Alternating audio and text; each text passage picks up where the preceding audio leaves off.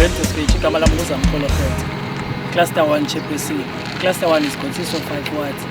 Ward 11, Ward 12, Ward 14, Ward 17 and Ward 42. Silapha namhlanje sibhalelwe nguWard 42 ukuba abaneliseki when it comes to kuno-contractor apha eMthotho. So silapha ke uzokhaba bona sizova izikhalo zabo sincedisane nabo when it comes to le nto project. Sizamile ke ucommunicate with main contractor. Main contractor akakafiki, siyazama umfonela akasiphendule ifoni. So siphele sithetha noselo bacela bakhe abamisa abasebenzi kancane, that's when azokwazi ukukhaswa le contract. So silapha ke ngokusebenza. Molweni nguLinda Lester unobhala kwaCluster 1. Ukongeza nje kwintetho ebisenziwa ngosihlalo wethu, there are also issue of packages.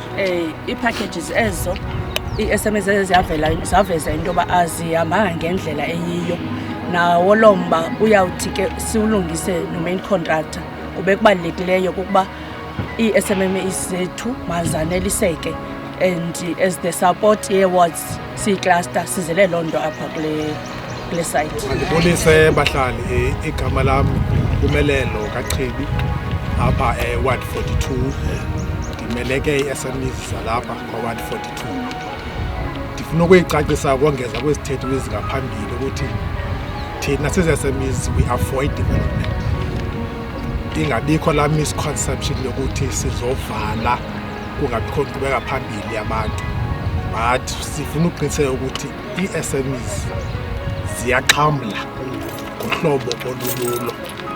Wonke umuntu befamba uyafumana ngendlela, zonke ii-processes zilandelwe in a very transparent way, so that sizokwazi uba wonke umuntu oselungulweni uyafumana uyifumene, siqhube yonke into peaceful.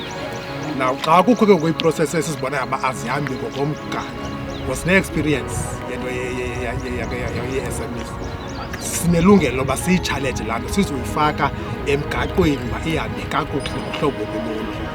Asizi ngokulwa, nangoku silapha nje besiqale sane-meetings before as peaceful, sinegotiate uba masibonisane uba le nkqubo yenzeke ngolu hlobo, siyacela uba ilungiseke.